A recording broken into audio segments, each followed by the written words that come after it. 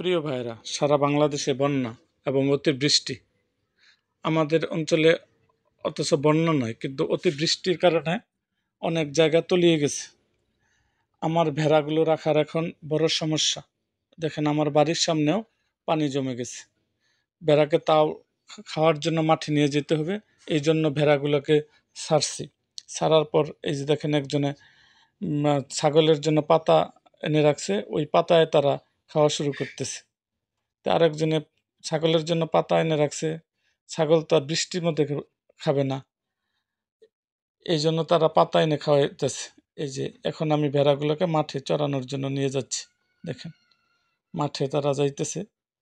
এই যে রাস্তার ধারে যে ঘাসগুলো, এগুলো তারা খেয়ে নিচ্ছে এবং তারা এই যে দেখেন যাইতেছে।